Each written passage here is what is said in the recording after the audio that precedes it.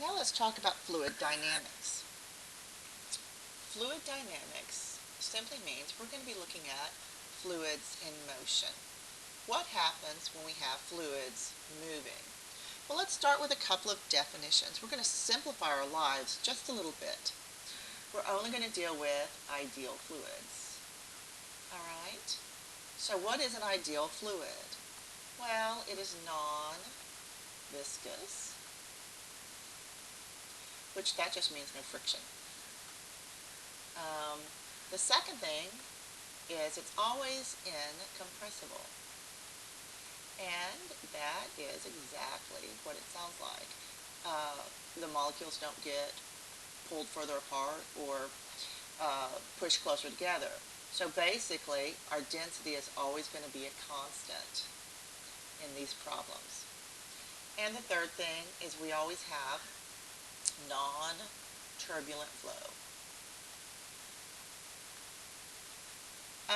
We also call this streamlined or laminar.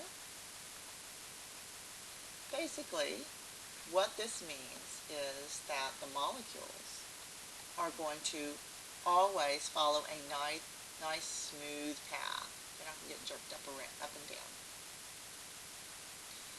Let's look at the mass flow rate.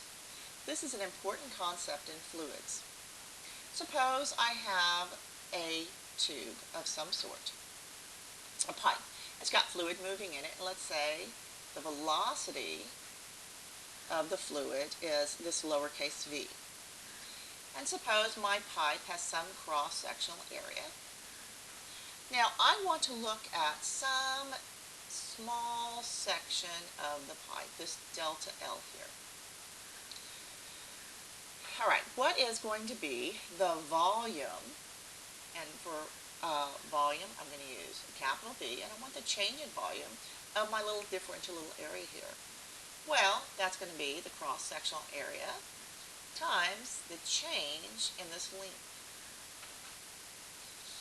Now, let's look at the speed.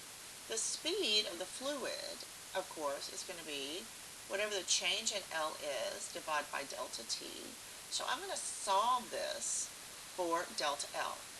So my differential length can be rewritten as the speed of the fluid times that little incremental time. Let me plug this in right here. Now, the change in volume that I have is going to be the area times the speed of the fluid times this incremental time. Now, what is the volume? Let's come over here. You know, density is mass per unit volume. So volume is mass per density. So my incremental volume is going to be the change in mass divided by the density. So let's put that in there.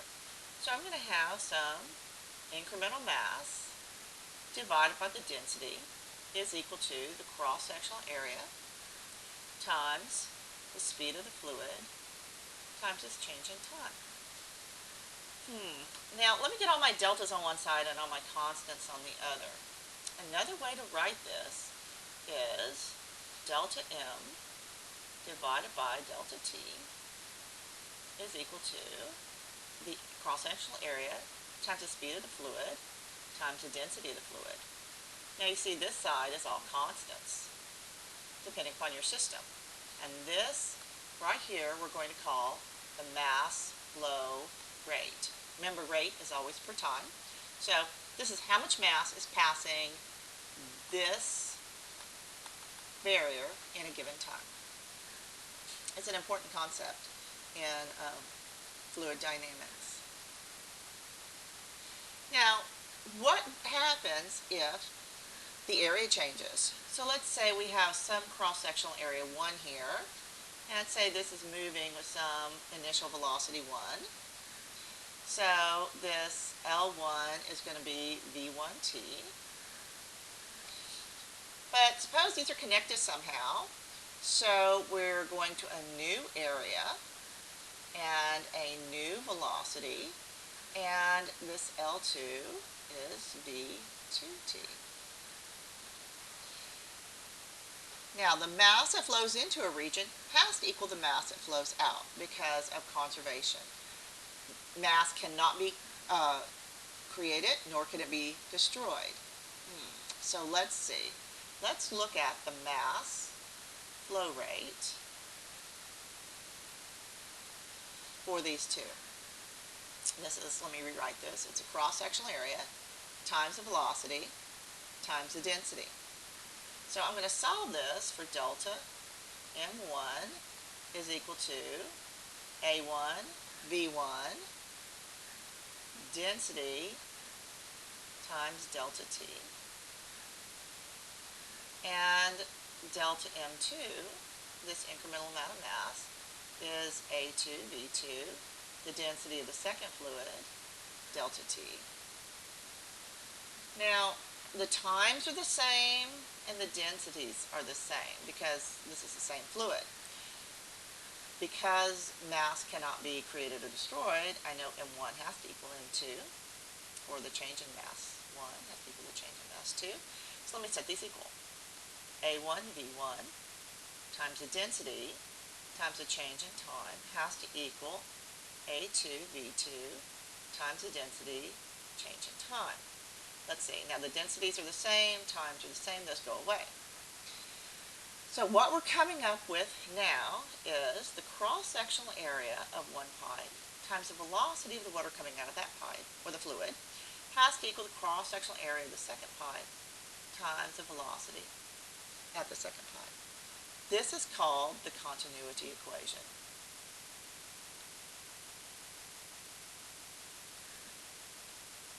Memorize it. Let's look at an example. And this is a very real example. Suppose you have the speed of blood in your aorta is 50 centimeters per second, and this vessel has a radius of 1 centimeter. So this is V1, and this is R1. If the capillaries have a total cross-section of 30 centimeters squared, what's the speed of blood in them? Well, our continuity equation says A1 V1 has to equal A2 V2. Now the area is pi r squared times V1, and this equals the area to, pi r2 squared times V2. So let's see, pi's go away.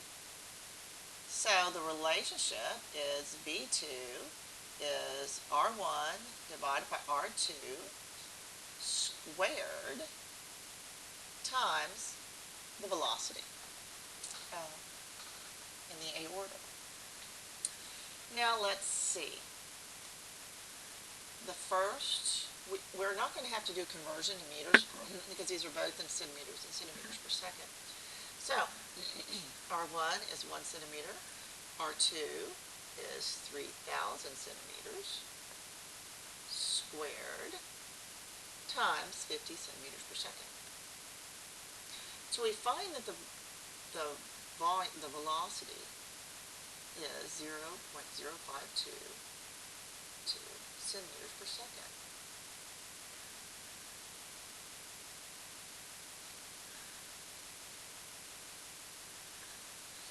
Let's go and look at, got carried away there, Bernoulli's principle.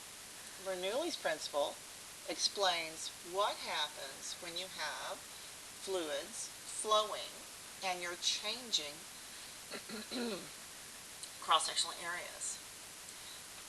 He was very interested in how the area of a pipe changed the fluid flow. Now we've all taken a water hose and put our thumb over the outlet or the end of the nozzle to make water shoot faster. And what Bernoulli came up with was that the velocity, as the velocity of the fluid increases, the pressure decreases and vice versa. So, in this case, we have a change in pressure results in a net force toward low pressure. The same thing occurs with wings and lift. This is how airplanes fly. Now suppose we take two ping pong balls and suspend them.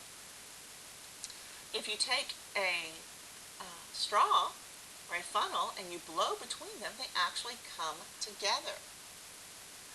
On the outside, you have normal pressure, but as you increase the velocity, here you wind up with this low pressure area.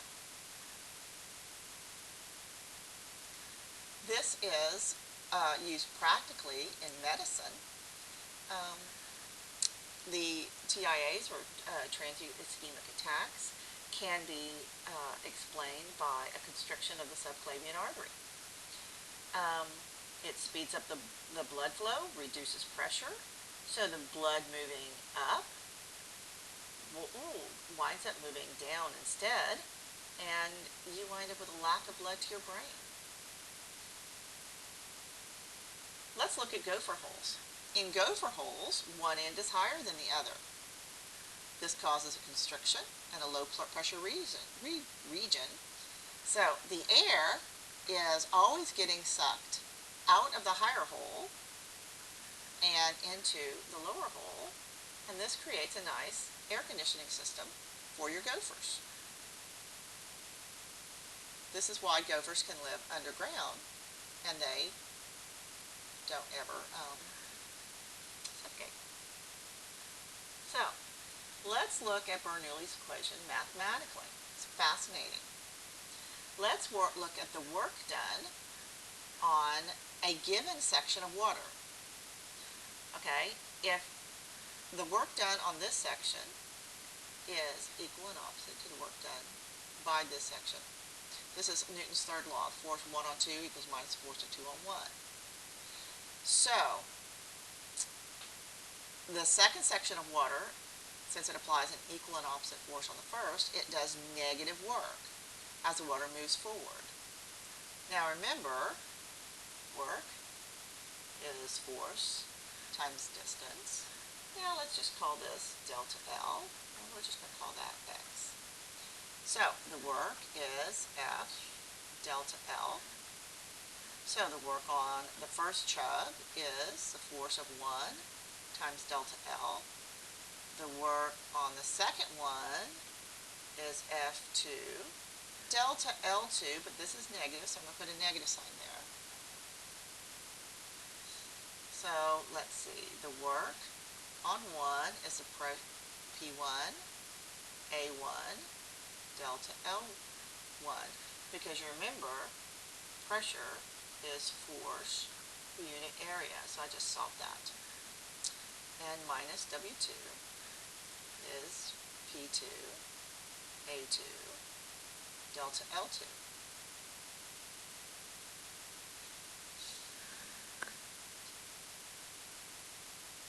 So what happens when we have them at different heights? You remember the work is also done by gravity as the water goes up. As the water moves up, the force due to gravity is negative. So minus the work due to gravity is mg, and then the change in heights, which is y2 minus y1. So let's keep working on Bernoulli's equation here. Let's find the net work done. So the net work is going to be the work done to 1 plus the work 2 plus work 3. We have to add up all the works. So this is P1 A1 delta L1 minus, because it's negative, P2 A2 delta L2 minus mg y2, that's a 2, sorry about that, plus mg y1. But remember, what does the net work equal to? The net work has to equal to the change in kinetic energy. So this has to equal change in KE. Alright, so what's the change in kinetic energy? It's 1/2 squared minus 1 half the initial squared. So this equals all of this up here. But remember, density is mass. This is not working very well. It's mass per unit volume, which is m a delta L. So I can rewrite m as density area delta L. Now, for simplification's sake, I'm just going to plug all this in. Goodness, it's going to get messy. Let me go to a new page. I'm going to rewrite it. 1 half the density times the area times delta L v squared minus 1 half density A delta L v naught squared, initial speed squared, equals the P1 A1 delta L minus P2 A2 delta L2 minus the density times the area LG Y2 plus density area delta LG Y1. Now all of the densities and areas are going to cancel, so let's just go on and cancel those out all the way across. So we're left with 1 half, well, excuse me, the areas and lengths, not the densities. Sorry about that. Got carried away because all of our deltas are the same. So this is 1 half density velocity squared minus 1 half density initial velocity squared has to equal P1 minus P2 minus rho g y2 minus rho g, that's a y, so my eyes aren't looking very good. Okay, let's just rearrange this whole mess now. Alright, I'm going to get all the initials on one side. So this is P1, pressure, plus 1 half density, initial velocity squared, plus density, g, initial speed, initial position, has to equal P2 plus 1 half density V2 squared plus rho g y2. Basically what this is the pressure plus the density times velocity squared plus rho gh at any time 1 has to equal this at any other time 2. This is a conservation of energy statements. So basically, let me change colors here. If you have pressure plus the kinetic energy, 1 half rho v squared, plus the potential energy, rho g h, is constant. Anywhere you have a streamlined laminar flow. Okay, let's try an example. Suppose I have water going through a house with a hot water heating system. If the water is pumped at an initial speed of 0.5 meters per second, and the initial hose is 4 centimeters in diameter, under a pressure of 3 atmospheres, what is going to be the flow and pressure on the second floor? Okay, so a diagram of this would be something like this. Doesn't matter how you get there. Alright, so this is A1, V1, P1. Oops, didn't do that. A2, A2, B2, P2. All right. let's look at the flow. We know that, goodness, let's erase this. We know that A1, B1 has to equal A2, B2. So, the first velocity, or the velocity on the second floor, has got to equal the ratio of the areas times the initial velocity. Now the areas are pi r squared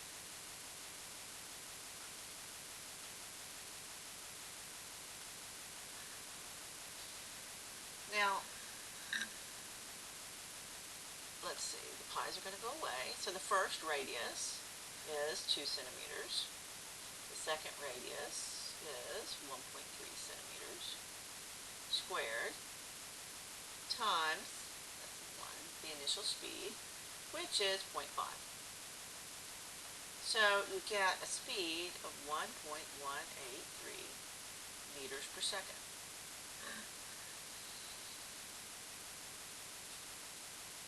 Now, what is going to be the pressure? Let's go to Bernoulli's equation. P naught plus 1/2 rho V naught squared plus rho G H naught has to equal P at the top plus 1/2 density V squared at the top plus rho G H at the top. For convenience sake, I'm just going to plug the numbers in. I know it's under 3 atmospheres, and 1 atmosphere is equal to, well, this is acting up, 10 to the 5th pascals. You always have to put your pressures in pascals. So, this is 3 times 10 to the 5th pascals, because it's 3 atmospheres, plus 1/2, I know the density of water is 1,000, and it's initially moving at 0.5 meters per second squared, plus the density of water again is 1,000. G is 9.8, and the height is 0. I'm going to take that as my 0, so this whole term is going to go away. This has to equal P plus, now I'm going to write this underneath here, 1/2 times 1,000 times 1.183 squared plus 1,000 times 9.8, and the height on the second floor is 5 meters, so this is times 5. Solving this, I get P is equal to 2.5 times 10 to the 5th pascals. You can put this back in atmospheres, or 2.5 18.